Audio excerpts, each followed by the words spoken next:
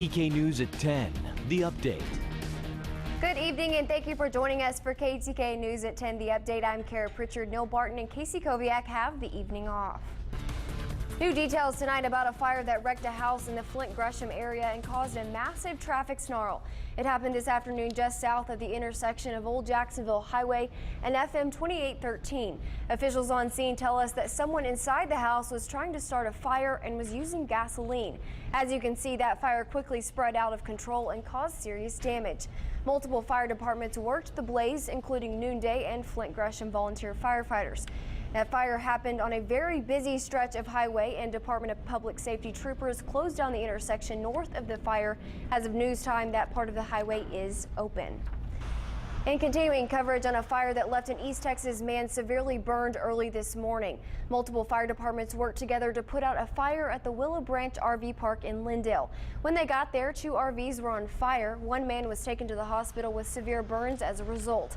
Authorities have not released a cause of that fire. And with colder weather on the way, lots of people will be using fireplace or space heaters to stay warm. If you are using a space heater, don't set it near blankets or curtains. Also, make sure you don't overload the electrical outlet. Don't leave chimney fires going while you sleep. Never use an accelerant like gasoline indoors to start a fire. And of course, always make sure you have working smoke detectors where you live. We saw some sun after the rain this morning. What can we expect tomorrow? Let's get a check of the forecast with meteorologist Brian Alonzo.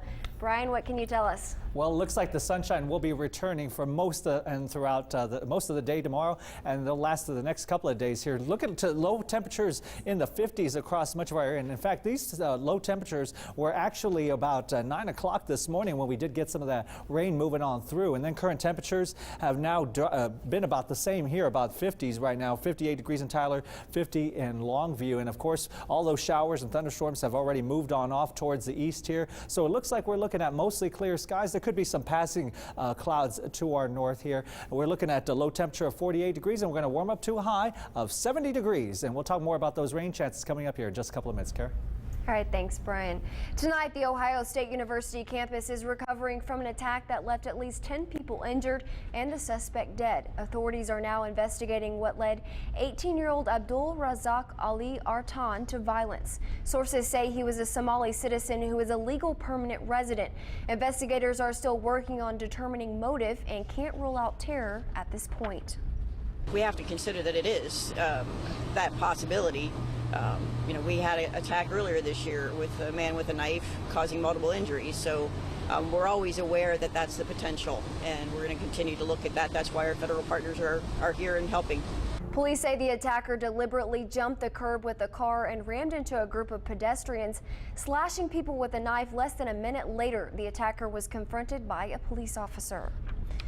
Artan may have a Texas connection. He lived briefly in a temporary shelter in Dallas before settling in Ohio, according to records maintained by Catholic Charities.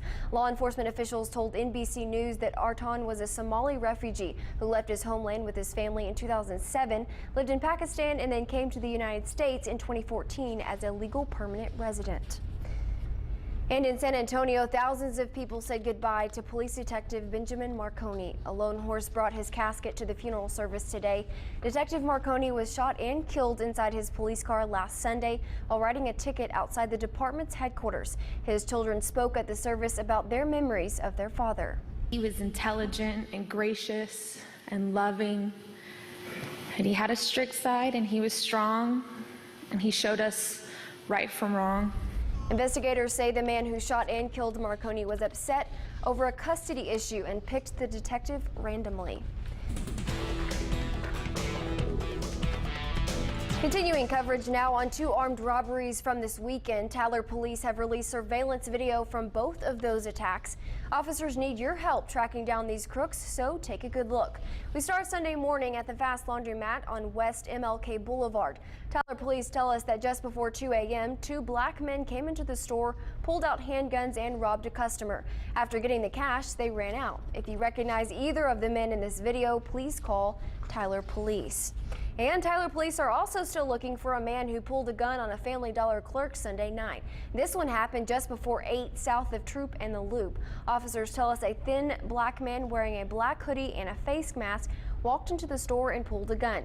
He then made an employee open the safe and register so he could take the cash, and then he left. Officers were called out and searched for the man, but were unable to find him. Again, if you can help identify any of these suspects, please call Tyler Police. Time now for our Deep East Texas Crime Stoppers Crime of the Week. Most crooks come into a store and steal a few items, but one thief in Zavala decided it was easier to steal the whole store. Take a look at this surveillance video from behind Coleman's Grocery. About 10:30 at night on November 10th, someone stole a fireworks stand.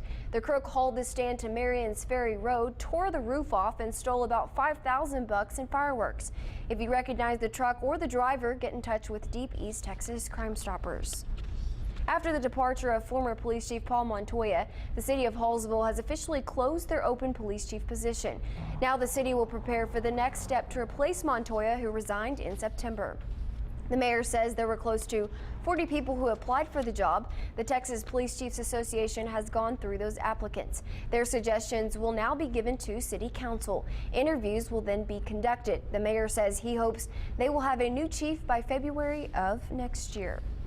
One of the top positions in President-elect Donald Trump's cabinet has yet to be filled. That is the position of Secretary of State. Mitt Romney is still in the running and is scheduled to meet with Trump tomorrow. Bob Corker, chairman of the Senate Foreign Relations Committee, will also meet with Trump tomorrow.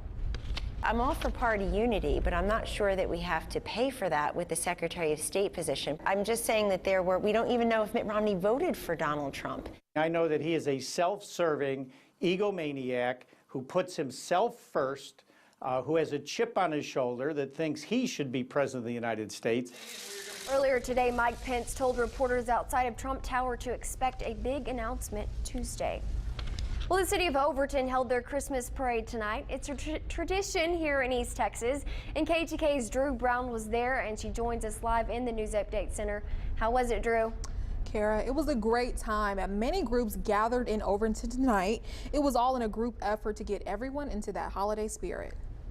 Music filled South Commerce Street in Overton for their annual Christmas parade. High school bands, church groups, and many more getting into the holiday spirit. We've been doing this ever since Christmas been going on in Overton. We love to celebrate Christmas with our kids. Fire departments, including Kilgore, Overton, and New London, helped shut down streets, making sure everyone was safe while celebrating. It's always been a big event for the city of Overton and New London also. We've participated pretty much every year that it's gone on. Also at the parade, local Rotary clubs in the Kilgore Rangerettes. A good chance for the community to associate with one another, fellowship with one another. Anything to bring the children out to let them see and enjoy things, that's good.